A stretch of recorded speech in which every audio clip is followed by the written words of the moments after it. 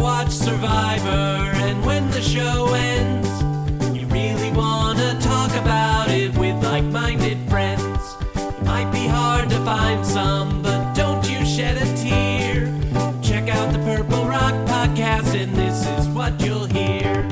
John will make some dumb jokes, Andy likes to yell and curse, and if they're not available, the backup hosts are so much worse. Spend the whole time being jerks, telling you you're wrong, and so we got this other jerk to sing you our theme song. It's the Purple Rock Survivor Podcast.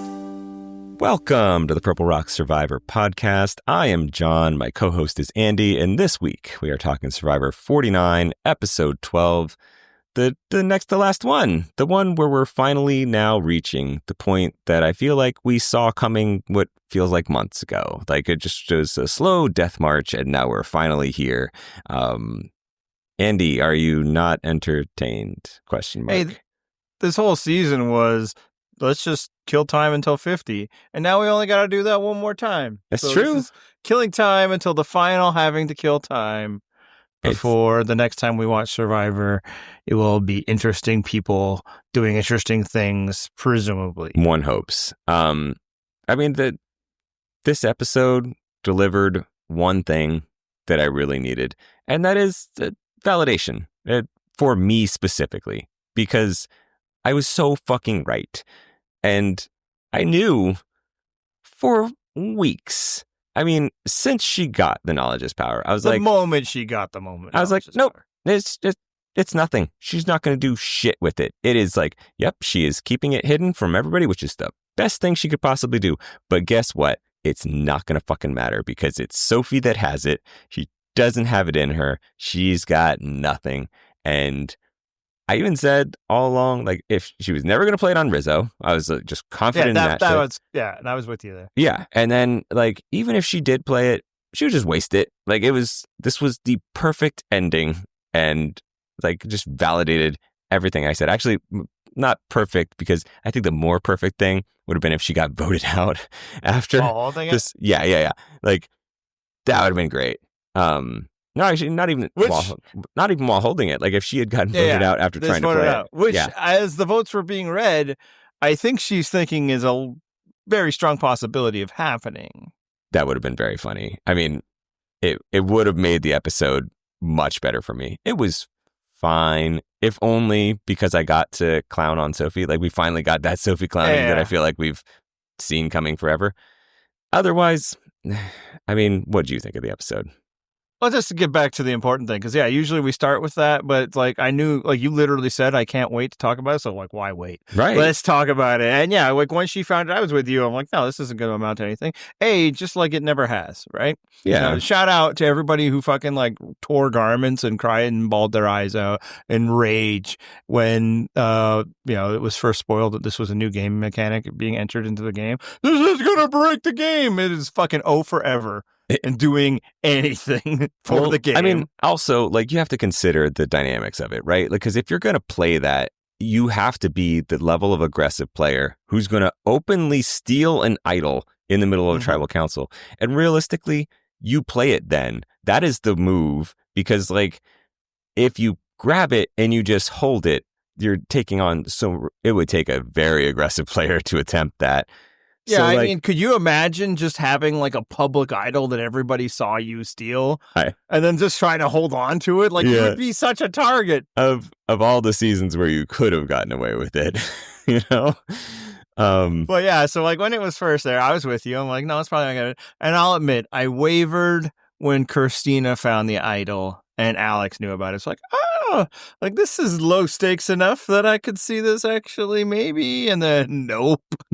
So I know you get the full credit for the gloating, but I will say because I've also been commenting on this show a lot more this season than you. Who knew? I'm a very busy guy on Thursdays. Yeah, we should probably get this out of the way. Are you available next Thursday?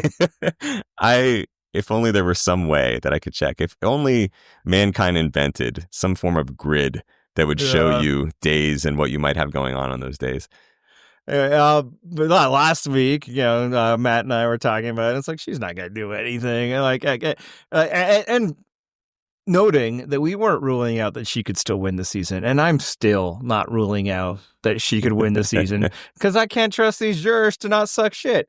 But in terms of actually doing something, I was not worried about that. I actually thought of a really exciting thing she could do while still not, going after Rizo. Because I did not think that was going to happen, but I also knew she wasn't going to do it. And plus it was too big brained for, frankly, most people to ever do it.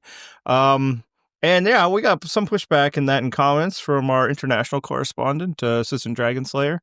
He was like, what, am I taking crazy pills? Am I the only one seeing that she's got this big move and she's going to win the game? And shout out, man. Yeah, bravo. I like that you're calling out our longtime listeners. That'll teach you. Hey man, if you had a podcast, I certainly hope you'd call me out for all the bad times and calls that I've made. But that's not how it works here. Yep.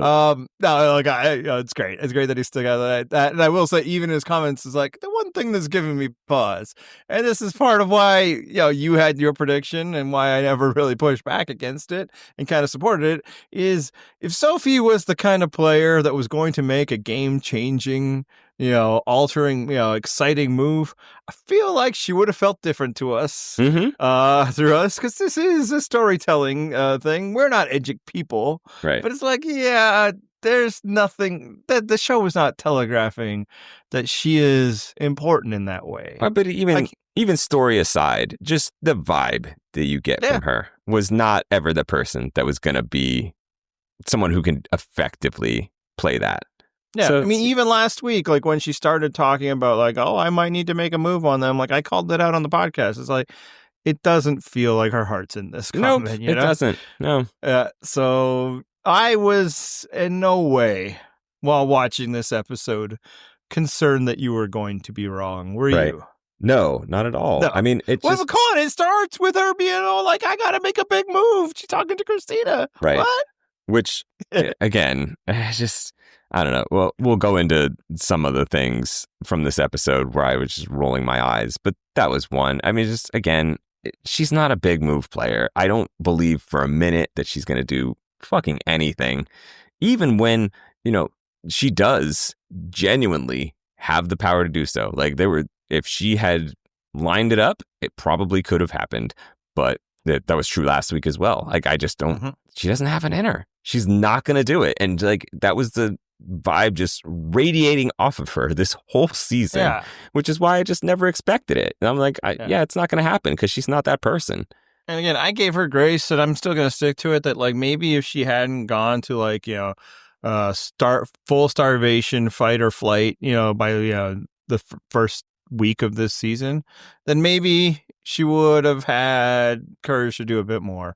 But I think being worn down in the Blue Tribe experience and then getting welcomed and oh my God, people are actually talking to me. People are feeding me. I have a fire now. I think she just clung to that. She wasn't going to do anything to mess that up. And again, she might not need to. I am not ruling out that Sophi Bellardi is the winner of the season. I don't think she is, but after Erica, after Gabler, frankly after Kenzie, a contestant I like quite a bit, I'm not gonna rule out that juries just do stupid shit, and the show is under no obligation, and I support this 100%, to then flip the narrative so that it's the story of the winner when the winner is not that good. Right, when the winner sucks shit. It's not ruled out entirely. I actually don't think it happens. Don't think so either. Right. But you're right that it's a non-zero chance. If only we had some kind of club that we could put in the people that we gave a 0% chance to. There's some people I would be putting it into. Yes. And it's not really stepping out on a ledge. It's just 3 people will be in the finals, so who could beat 2 other people? Yep. That is true for 3 members of this cast. It is not true for 2 others. But correct. So to get to this question, you already kind of answered what we started. Did I like this episode? It was fine. Yeah. I enjoyed it because I've been on the other track of this season so far of I just like watching these two stomp on these fools.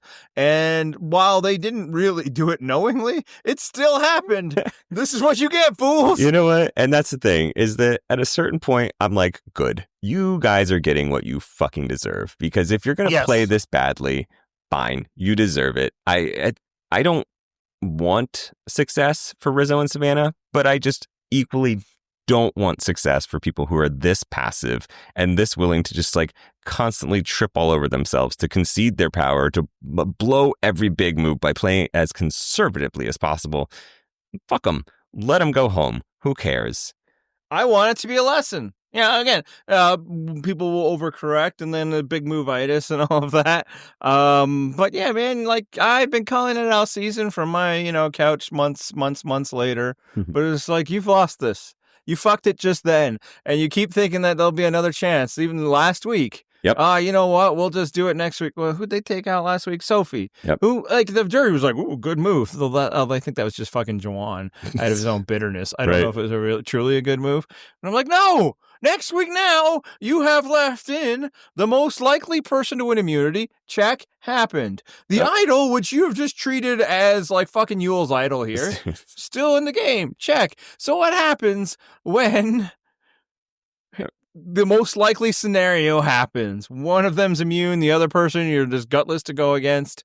Okay, yeah, we've got Steven's thing, but what ended up happening is, they all kind of sat around and looked and like, well, yeah, I mean, if this was still the phase where we're worried about taking out the other side, Sophi is the best bet. But, I mean, do we really care if Sophi is still in the game? Right. Yeah, and this is, it reminds me very much of the very famous tweet where it's like, I'd like to see old Donnie Trump wriggle out of this one, like, week after week, right? It's well, there's no reason that Rizo and Savannah should be able to advance. Like, the odds should be strongly against them. And yet, every time, people just lay down and let it happen. And this has all happened without like a whole lot of hinky circumstances. There's literally not been an idol play. Right. That's the interesting part. This is the first season since it was introduced that nobody played a shot in the dark. Nobody even talks about it, which is fine. Like I'm not judging anybody. Maybe early on, there's probably people that should have, but at a certain point, everybody felt like their vote was more important than the shot, and I think those are reasonable conclusions for the people who left to have had. But yeah, the one hanky kind of situation was when they split them up, like right after they lost Nate, and then it's the split, which happens every season. Right, now. it's very frequent. But even there, it was like, 5-1 against Rizo? Right, like, you still could have made that shit happen. Yeah, and it's like, okay, well, he has an idol. Well, yeah, you got to make him play it. You got to make him play it. You have to make him play it. And no, at no turn ever have they made him play it. It is unreal. I hope he doesn't play it next week. And just fuck it. This is so great. Like, I don't enjoy watching Rizo. I don't find him interesting at all. He grates on me at times. But he is easily playing the best game this season. He is fucking schooling these clowns. And it's, and it's not like faint praise. It's not just like, oh, everybody else sucks and he doesn't. Like, he's really doing it. And that's the other thing is like, I gotta compliment his reads. Like, I don't enjoy giving praise to him, but like, shit, he immediately sussed out at Tribal Council. He's like, okay, so that was the block a vote then. Because if he's he's clearly thinking about the game and strategy and stuff like that. So it's like, okay, I mean, credit where it's due. Like, he is doing well. The thing is, if the other players were actually playing in not even like an optimal strategy, just anything better than terrible strategy, he would have been gone weeks ago. Yeah. So it's like on the one hand, bravo to him because he's doing everything and it's working. So, we can only point at the scoreboard for this. But like, in another season, he would have been gone. And with better players, he would have been fucking gone. Or at the very least, he'd have to play differently because the one credit that even early on when you didn't want to give him any that you've given, which has proven to be true, he has taken the measure of his competition. Yep. And he's recognized they're never going to do it. they are too cowardly to do this thing. So then I can just keep doing. I can play as though I am immune because I am. And what's funny is I bet when it was revealed like to him that Sophi had the knowledge is power thing, I bet he was at first like, oh shit, and then after a beat was probably like, yeah, all right, of course she didn't play it and steal my idol because she's not that person. And she's not going to because she told me about it. Right. Like I've correctly identified how these people are. And Sophi was never that person with a killer instinct anyway. So yeah, this tracks that she was never going to take my idol. Yeah. And, what does he do early to gain power? He gets rid of people that might have, right? Right. Like he identified Alex as having, some kind of sneaky game. And instead of just, I'm just here to survive, I'm low numbers, he pushed, no, we should get rid of Alex specifically. Yep. Bang, works. He's only him is there. And then he gets Savannah's vote as an extra meaningless vote afterwards. And it's like, yeah, it's not enough to get rid of Sophi. That's what they want me to do. I'm going to get rid of MC. I'm not suggesting MC was going to be a savvy player or anything again, but savvier than the other options. And of course, it isolates Sophi. So yeah, like this week, they largely wriggle their way out of this by luck. But kind of. Here's the thing. That Steven goes home, that their chosen target goes home. They didn't have the votes. They didn't play an idol to make it happen. Somehow, some way, Sage and Kristina changed their vote. And we did get a scene that one of that trio. I believe we got a scene. You have no memory of this. I only have a faint memory that convinced, at least kind of put the bug in their ear. I have to say, I just don't even remember. I think it was Sophi. I don't remember. Maybe I'm making it up. You guys can answer in comments. But so there's like, oh, they fluked out this one. No, here's the thing. Rizo and Savannah made sure they were protected. If they had lost Sophi this week, damn, shucks, girl, that sucked. Like literally, I'm sorry, girl. But Rizo was right. They weren't voting for him, and that's what he cared about. Yep. I really hope that was a fever dream, by the way. I hope that just didn't happen at all, and you imagine that scene. Yeah, and it was just the conversation between Sage and Kristina. Yeah, well, let's talk about. I think there was a conversation with somebody in Sage, and then there was the conversation with Sage and Kristina. And then a fantastic conversation between Kristina and Steven, where she did tell her what she was going to do. This is so good. Well, let's talk about Kristina and Sage first, because here is my attempt to be generous. Okay, like just laying out the information that we had in the episode. They think that Rizo is safe, right? Because they believe he has to play his idol here. They know Savannah is safe, right? And Sophi is not a target they're really concerned about, which fair. I don't think you really have to worry about Sophi. You can absolutely take Sophi to final 3. That's not really that concerning, right? Steven, probably would beat them. So it's not a bad idea to take him out if that was the actual circumstances in play. But this ties into the Rizo thing, because like Rizo, as I said, clearly sussed out. He's seen enough Survivor. He's like, oh, this is a block a vote thing.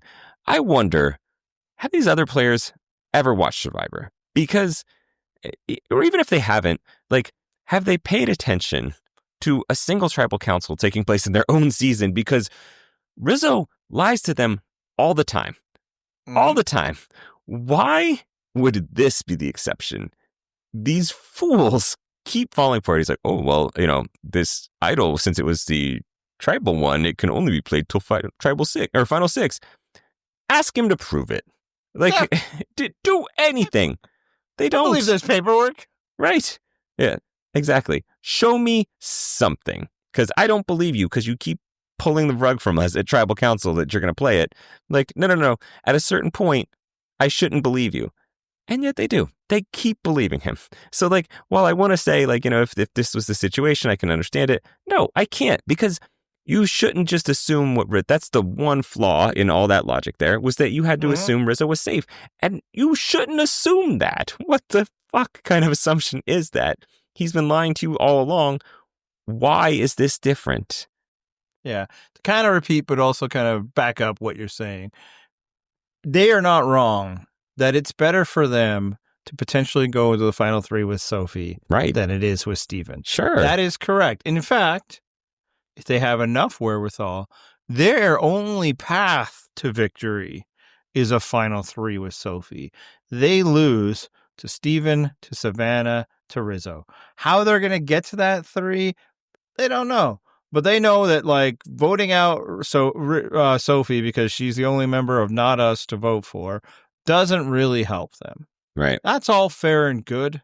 And like, it's not just like hypothetical. Like they discuss that potential between them, so they are aware that they would much prefer to go to the end with Sophi, and they're accurate.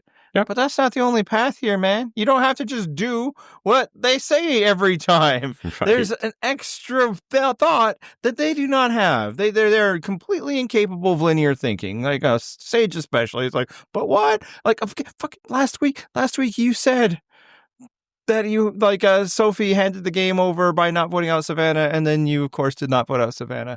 Yeah, what you could do is vote for Rizo. Yep. You could just vote for Rizo. And if it doesn't work, because everything he says about the idol is true, who fucking cares? That means Steven goes home. Which you were clearly fine with because you did it anyway. Yes. Again, and this is not the first time this happens this season. Like, it's so frustrating to watch. You don't get bonus points for voting correctly, other than in worthless fantasy games that I hope you're not allowed to participate in. It is very funny when players are citing that, like, oh, she's voted correctly every time. Who cares? Who cares? That was a dumbass vote. Right. Do you think Steven's going to be impressed by that? And also when... Do you know what they would have been impressed with? Voting out Rizo? Right. If anyone had done it at any point in the past, literally anyone who could take claim for, I fucking wiped the smile off that smug ass kid's face when he was sitting there blue balling us all with his fucking idol, that person wins. That person gets all the jury votes. Also, it's very funny when you were like, oh, this is the only way they could win. Being like, you're lumping Kristina in with a potential winning group. Like, I get that they're live in action and thinking, and everybody's the star of their own story. Of course. Stuff, Yeah. One thing I'll say, I don't think Kristina is a no vote finalist. Wow. I have no idea where her vote would come from. MC. Based on the perspective that MC has apparently viewed this game with. Maybe. She said in post votes. It's maybe not hard for me to imagine that MC decides, I'm going to vote for Kristina. Right. In that sense, maybe she gets one. But, like, That's God. That's what I was just saying. I said no vote. I don't think she can beat anybody. Right. So let's go back to Sage because, like, this could have gone different ways. Like, I wasn't confident this episode was going to go a different way, but, for once, there was an actual challenge. Like, I actually thought it was going to go a different way. I thought Rizo was going to punk them with his idol. Continue, sorry. Oh, really? Okay. I didn't think that Kristina and Sage were going to vote for Steven. And I defy you to pretend like you did. I didn't even realize Kristina had until people started talking about it. Yeah, I know. I thought it was just Sage that flipped. I didn't think it was Kristina until, like, I realized, like, oh, wait, there was only one vote that was read for Sophi. Yeah. But let's instead talk about the challenge because Sage actually finally made it close. But also, again, you're going against someone that, like, when they laid out the challenge, I was like, okay, so Savannah's going to win this. Yeah. So, like, it just, there's sometimes the challenges will come up and you'll be like, okay, so it's definitely going to be this person, right? Like, there's just a type of person that is likely to win it. And, she's got that vibe and she won, unsurprisingly. But props to Sage because she did at least make it close. She hung in there for far longer. Sage performed very well. Yep. Sage, I guess, is the second best performance in the history of that challenge now. Sure. I don't have any evidence that she made it close necessarily in the sense that That's I don't fair. know if Savannah was ever like about to drop when Sage did, Right. Savannah might have been able to be there for another 2 hours. That's true. Yeah. I would. The nature of these things, we don't know if they're close, but sometimes like it's two people wobbling. Savannah did fucking move. That's true. She was like a tree up there. Just anyway. Yeah. That's obviously not the main thing we want to talk about, but I just figured I should mention it. Right. And also she just was going through her mantra of, who she's doing it for. And then she let them all down. including Sage was a person that she named as she was going through the people she was doing it for, which I thought was funny. It's like, oh, I'll throw a little up to myself here. I'm doing this for me. And then she failed. Alas. Let herself down. Yep. Yeah, so she's doing all of that, and then she decides that she's going to strike a bargain with Savannah. Mm-hmm. This is great. Well, I mean, master deal maker. Because, I have nothing to offer you. Yes. Here's the thing. Like, you're good. You're safe. I know I've been gunning for you multiple times this season, but it's fine. Go ahead and lose immunity. Just see what happens. You'll be fine. That's like I can make it happen. Me, Sage, the power player. Don't worry. Yep. It's just, again, master negotiator. Yeah. So what do you think of that moment? I mean, Sage is, your favorite player on this season. Well, or favorite character on this season. There you go. Important distinction. The most entertaining to watch. But again, this kind of tracks with the type of player that I suspected she would be. Like, I think there's, there was some spots early in the season where I was like, oh, surprisingly more savvy than I would have thought. This is more the level where I would have placed her. And, there's no reason for her to think that Savannah would give up at that challenge. Like, it's just funny to even pitch it because, that you would gun for her if you could. And also, she's got to know because you know what? She's seen her name on the parchment before. She's known that votes have been trying to come for her before. Like, I don't think you're going to fool her with just trust me, Yeah, trust me, bro. It's not been at all hidden how I feel about you, but yes, this time I need you to do this for me. Even though me, Sage, actually, I don't need this at all. Right. Where Savannah says, it's like, no, you're good. Like, what are we talking about here? Right. So all you would need is to beat Savannah, or what you're trying to sell is you just need this for some personal journey type shit. It's like, well, how does me giving it to you accomplish that? Right. That you only get that through victory, like true earned victory. So you're just, and I don't know. This is a school of thought. It's like, well, I guess it doesn't hurt to ask is one way of thinking, but squeaky wheel gets the grease. Yes, well, you never know. That's right. They certainly didn't think that Eric would give up that necklace. That's right. But it struck me as pathetic. It's kind of how I felt. It's just again, if you first try, but then she just keeps trying to throw some guilt onto it. It's like, no, okay, it's fine that you asked. The answer is no. I'm trying to be polite here. I'm like, no, keep competing, Sage. And it's like, but I really need this. No, you don't. Nobody believes you for a second that you need this. Right. So you're just trying to guilt me into losing Survivor? What do we do? We don't even like each other. Right. What are we doing here? We're not friends. So then it happens, obviously, that she loses to Savannah. And everybody's hugging her, all this. And it's like, this is where it made me feel. This is a far field or whatever, but a couple years back, maybe a few years ago now, I was coaching Little League as championship game, right?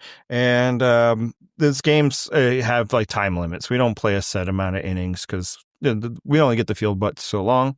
And then if it's an evening game, we only get sun but for so long, right? You are in Canada, so yeah. And and we're playing in the spring, so this in Canada, this one, there was freezing rain during this game, just intermittently, but it was fucking cold. My young pitcher, I think he's 9 years old, was starting to turn blue. Now I could only use him for 50 pitches, but yeah. So we pull ahead in the what would be the final inning. The time had expired, the time limit. You finish the innings when the time limit, right? But we pulled ahead. And honestly, what I was most worried about, because we didn't have any outs, we had runners on. It's what if we fucking tie? Oh no! That's the last thing I want to happen. Lose, win, I don't give a shit. Right. But if we tie, then we got, because these innings can take half an hour right. or more, right? So we pull ahead, we win. All right. In fact, walk-off win, right? We were the home team. Nice. And then the other coaches are like, why don't we keep playing? What the fuck are you talking about?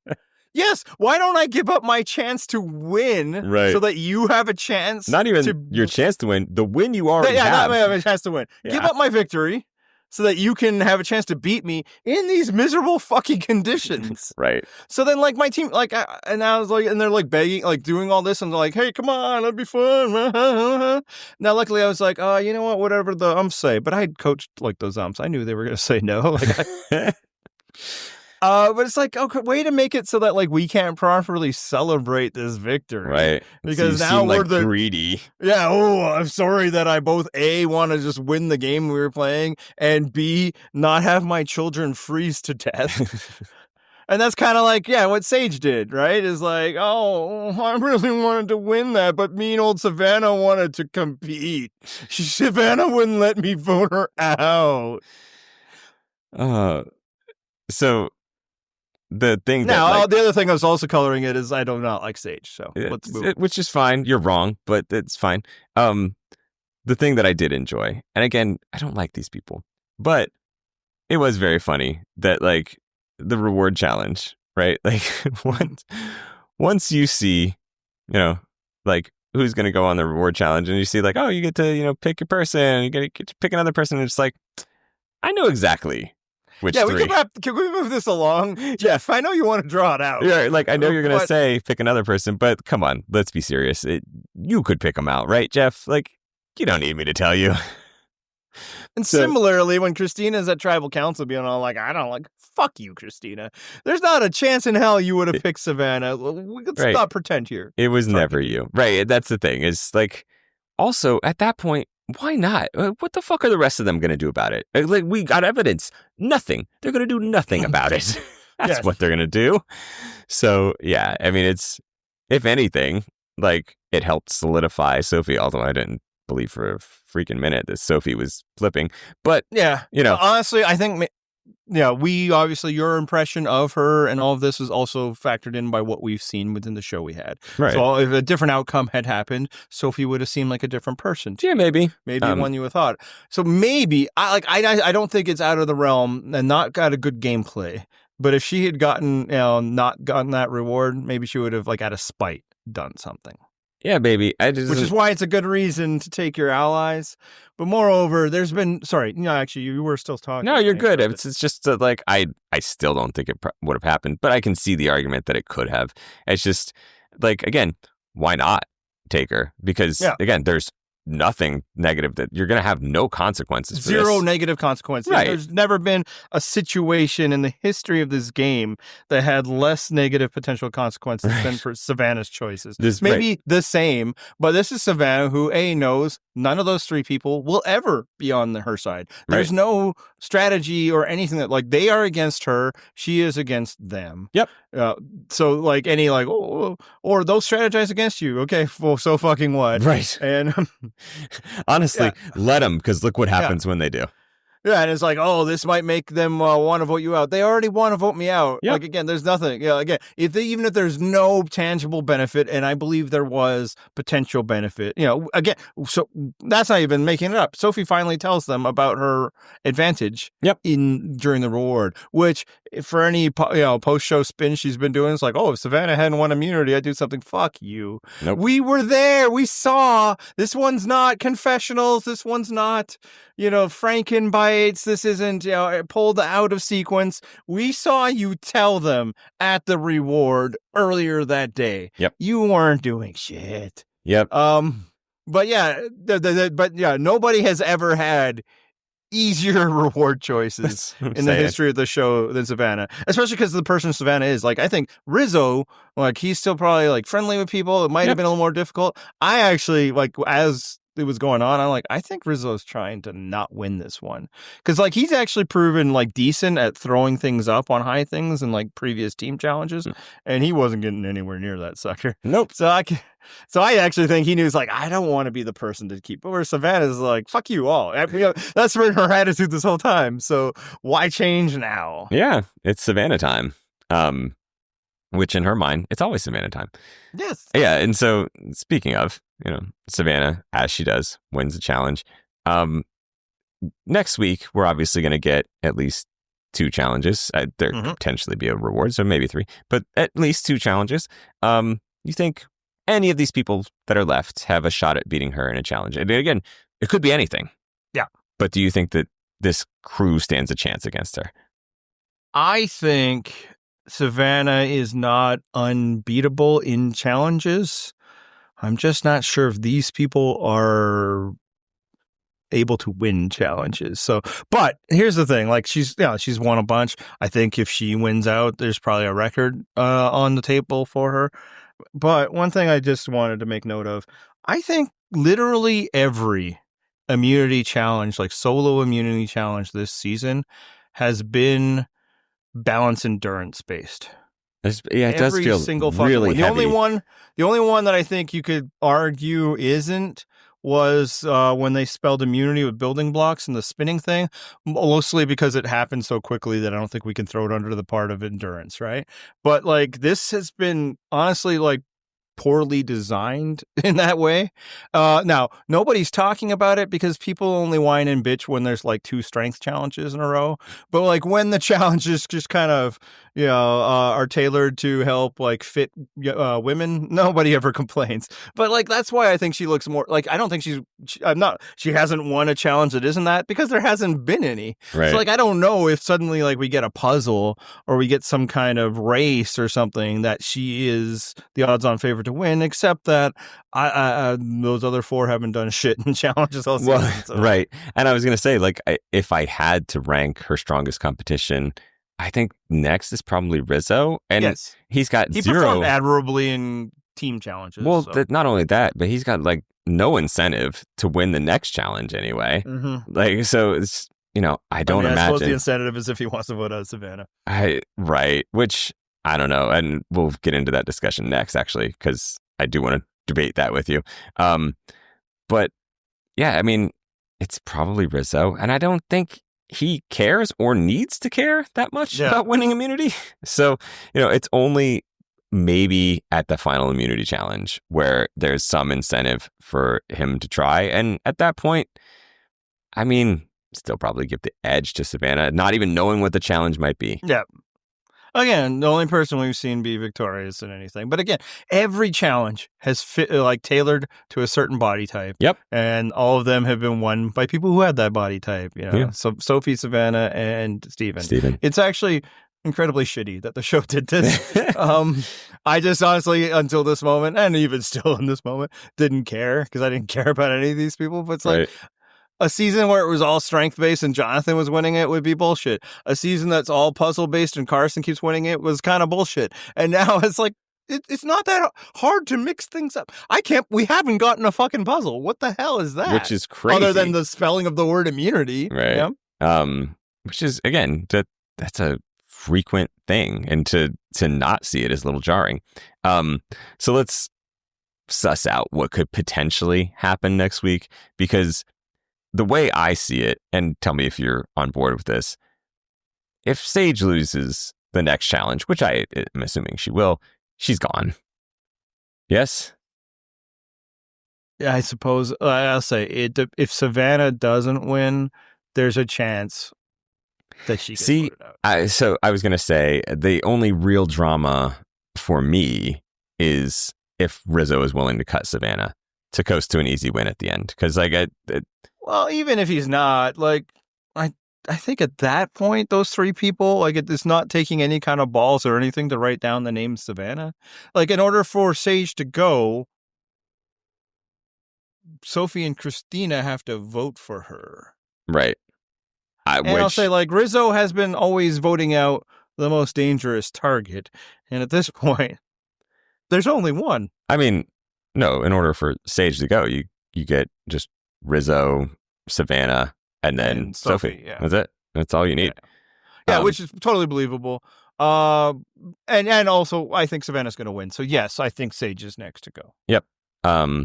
Like I said, that even setting that vote aside, I think the only drama left for me is if Rizo is like, yeah, let's go to the end with Savannah, or if they go after each other in some way. I actually kind of don't think they will. I mean, I'll say this. I don't think Rizo will. Partly because I don't think he needs to. I'm pretty confident he beats her. I think it would be, impressive if Savannah just wins out and gets immunities and gets to the end. is that necessarily going to resonate with a jury where a lot of the people didn't really like Savannah but kept working with Rizo? No, I think Rizo, again, he's read these people very well. I think he's probably figured out, like, what I need to do is get to the end and I'll probably win. Yeah, that's the part I struggle with. I'm not sure which of them wins against each other because I think Rizzo makes most sense. He seems to be like he actually works with people. We've seen him have scenes where he talks to not Savannah and not Sophi about things to do, and then they fucking do it. Right. Whereas we don't get that. We haven't gotten that all fucking season long with Savannah. That's what I'm saying. Savannah's argument to win against Rizzo is challenges. Which she doesn't have a social game. Yes. Rizzo is her social game. Like, he is the ambassador. She doesn't really have a strategy other than fuck you, I got mine, or at least no strategy that she can claim over Rizzo. So it would be that. Now, the one thing is it could just be kind of default thinking. Everybody's been like, well, she's the number one threat. So then if she gets there, it's kind of like, well, we got to vote for her. We said that's what was going to happen. And that has been a tag all the way through. Caveat there is clearly they've all decided that voting for Rizzo just isn't an option because he has blanket immunity. Maybe they've forgotten they can even write his name down, whether it's to vote him out or to vote for him to win.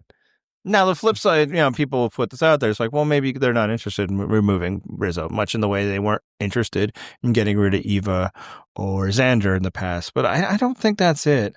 The one question is if all of Rizzo's antics has annoyed the jury, all this, basically idle blue balls. But it's like, I can get that you're annoyed, but you're annoyed because I keep beating you, bitch, Right. So it's just like, I guess the thing that I can't factor out between Savannah or Rizzo or even Sophi is I can't rule out that this jury fucking sucks. Right. That's fair. I mean, given how disappointing all these players have been when they were in the game, for them to be disappointing when they're out of the game wouldn't be a huge surprise, right? Like, you can't rule that out. I'm kind of banking on it in some ways. I just can't decide which way that disappointment shifts. Right. But yeah. So again, and then there's the idea like Rizzo will lose in fire or something like that. Sure. Well, this is a question I had while watching the episode while they're like struggling with rats and stuff. It's like, shit, man, who amongst these people starts the fire? Or does anyone start it? Yeah. Right. We haven't even gotten that idea, right? Like fucking Steven and Rizzo just defaulted to chicken killers because of their penises. Like it's not Kristina, who is actually doing anything there anymore?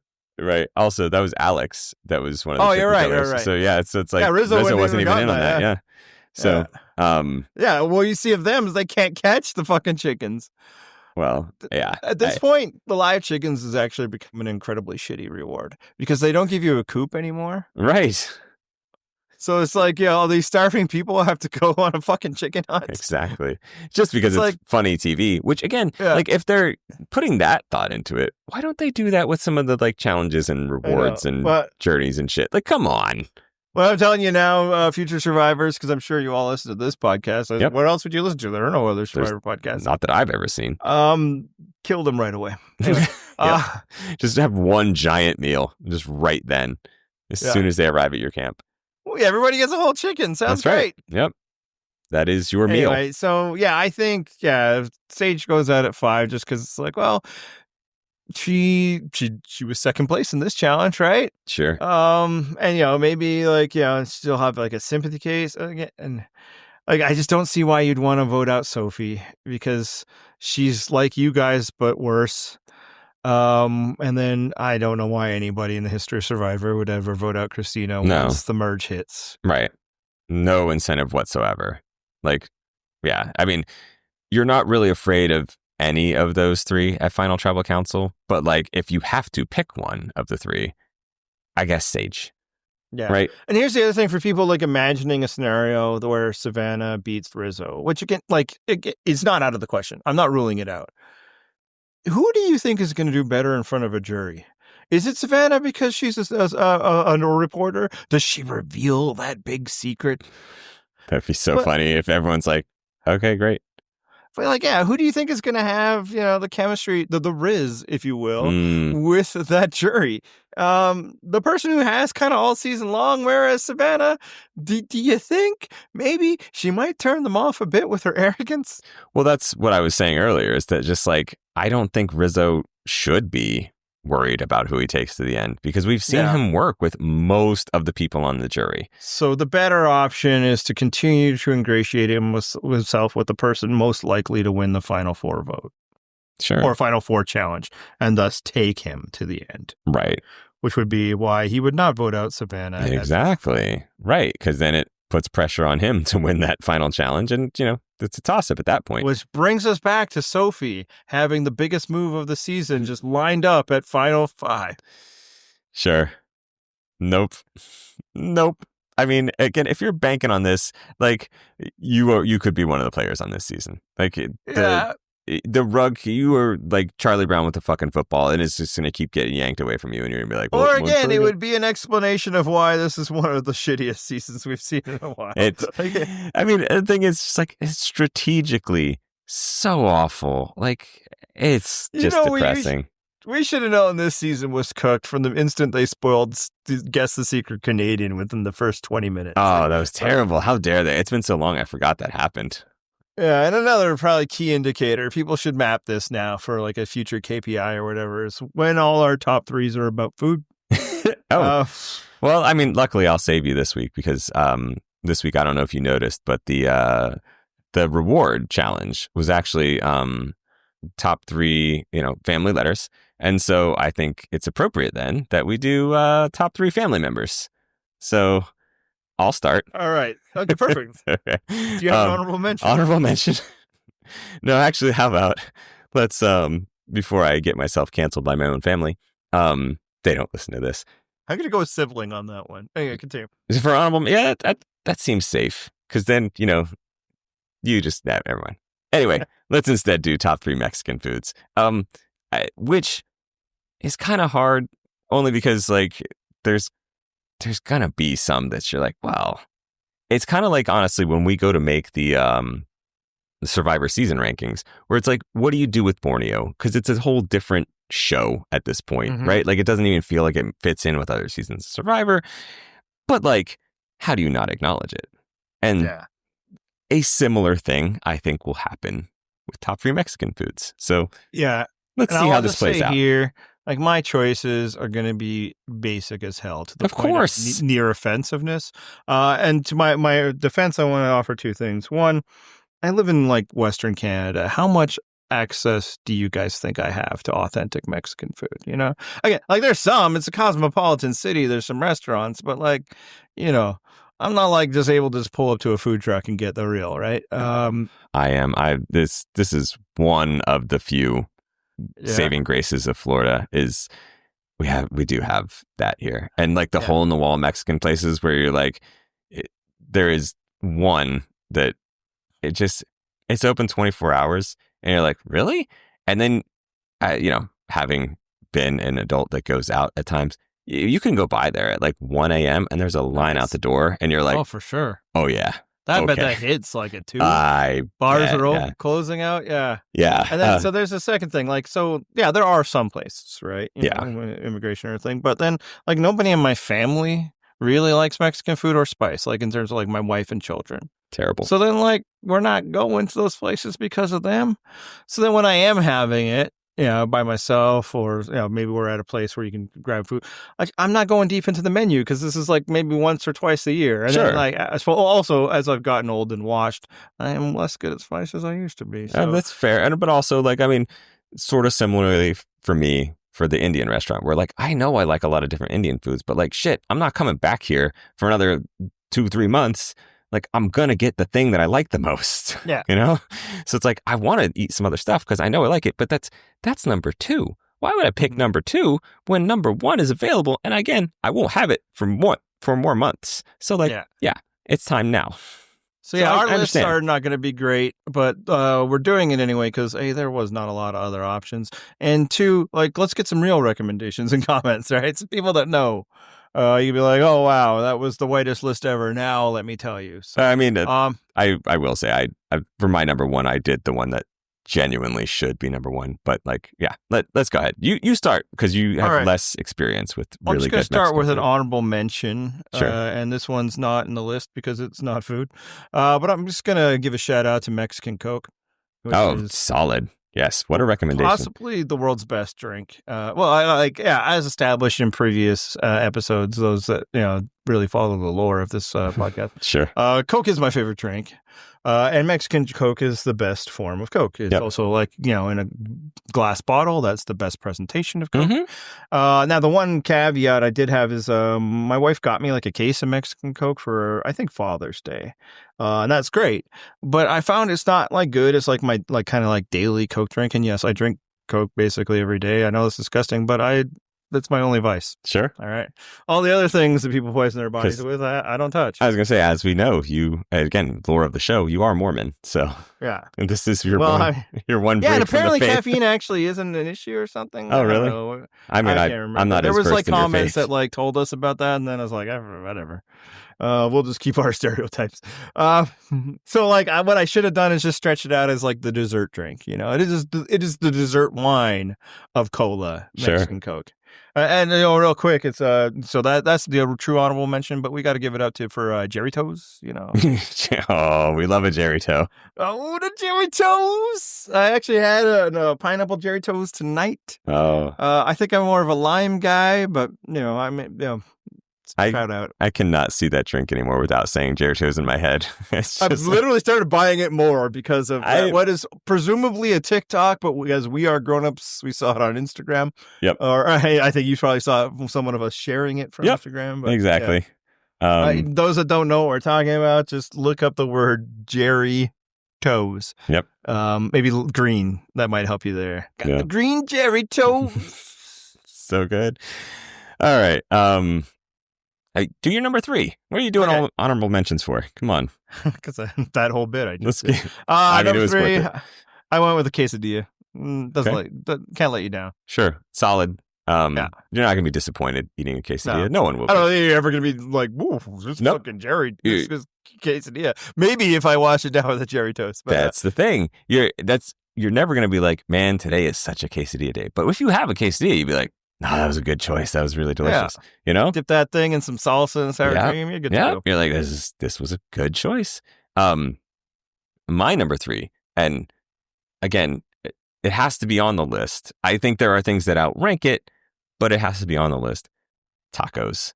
Mm-hmm. Because really, if they're number 1 on your list, I'm going to totally understand that. Deserve the ranking. Super versatile. All around the world, people are like, oh, fucking tacos are great. Like, this is an amazing idea. All it is wrap shit in a tortilla.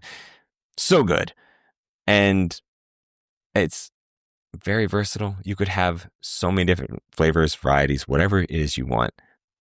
Genuinely awesome that you can just grab it with one hand and eat it like a portable meal.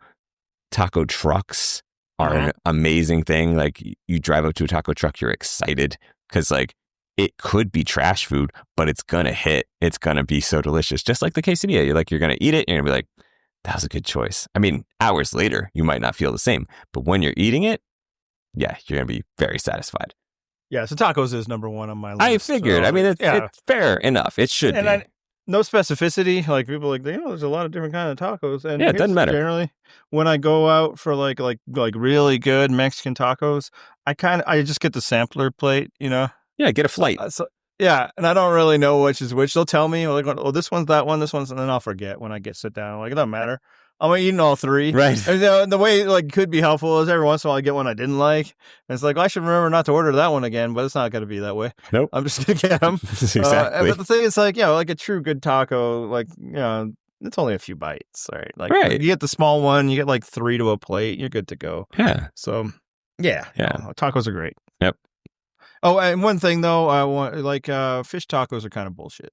I've certainly enjoyed fish tacos. I don't know how authentic that is. It really feels like it's like a white person Mexican fusion type thing. Like I think it had to do with something like a California fusion thing. Like as it moved again, up. like some of them are really good. Don't Yep. get me wrong, but it's like, that's not. I've never really gotten it from a Mexican place. You know what I mean? So. See, I am generally someone that loves a fusion, so I'm good with fish tacos. Like, I love anytime like there's an insane fusion restaurant. Like, I went to one that was like Korean Peruvian, and I'm like, great. Right. I don't know how this is gonna jive together, but like, I want to find out. So I think I've had Korean tacos for sure. Yeah. No, honestly, like I think with the first few fish tacos I had, but then it just seemed like every place, like with your average like cosmopolitan American food, just started adding fish tacos to their. Now it's like that's gonna suck. I know not to get that. So yeah, fair. Anyway, I'll let you do your number 2, and then I will finish mine. My number 2 is actually something that I make fairly well myself. Enchiladas. Like, nice. It's just a big ass, you got to make a lot of them because it's a little labor intensive, and like you just want to make a whole bunch at once because then you've got a whole bunch of them because like you're going to invest the same amount of time to make 2 or to make 16, so make 16. So like that's the issue when we have enchiladas. It's that, and I get fucking sick of it. You know, it's like there's still so many here. I don't find they reheat very well. So, and also I don't know. You know, like we might not be making your enchiladas. That's good. I can send you my recipe if you want. I mean, I've apparently educated your wife in so many other things in this show. This would be the most tame thing. Yeah, that's right. I've passed along. Find that enchilada sex term. And that's right. I'm so excited for next week. I'm going to drop Fat Life on her. It's going to be so great. All right. So my number 2, I'm going with churros. Because fucking who doesn't want a churro? Honestly, I was gonna make that my honorable mention if I did one because it's a great snack, man. It's such good snack food. And as pointed out in comments, not the dessert that was offered with the meal, the Mexican food meal of this episode. Right. They went with the very authentic donuts. Yep. And almost certainly is that the Fijian fucking chef is like, what the hell is a churro? Right. All right. Well, you already got your number 1 out of the way, right? Okay. Yeah. So my number 1, again, because it's authentic, it deserves to be number 1. Also, I have had one in my life that was made by a old Mexican grandma, and that shit took like, she did it over like 24 hours or something, and it was the most perfect tamale. And like, I opened it up and I was like, oh my God, this smells heavenly. Like, you take a bite and it just falls apart in your mouth. It was the best tamale I've ever had. I could never purchase it again. It was just some old Mexican grandma who happens to be really fucking good at making tamales. I don't even remember what I paid for it. I just know that I could have paid 5 times that amount and been like, yeah, that was worth it. Tamales. Trying to decide if it's like admirable that you didn't like try to show off by saying abuela, or if it's wrong and maybe you should have gone that way. Probably the right thing, yeah. No. Especially like it's really obnoxious when a white person also tries to like really put the accent in. Right. And look, the thing is, I am learning Spanish, but I recognize that I feel like that's been true the entire time I've known you. Yeah, exactly. It's a slow process. Like, look, Emma's fucking struggling with it too. She's been trying for twice as long as I have. Literally married to a speaker. Exactly. Yeah, but I know my limits, and it's like, no. Unless I have to, I won't speak it. Like, I'll listen to it and be like, oh, okay. If I can talk back in English, I will. If I have to, I'll talk back in Spanish. All right, so those are our lists. Again, I do not doubt that other people can have better lists than that. Yep. So drop that in comments. Send us fan mail if you want. Yeah, hey, let's talk about fan mail because, I assume there was no episode last week, so you didn't get to discuss the fan mail. But I wanted to point out that we did get some over the past week. We did have some great boy band feedback. Yep.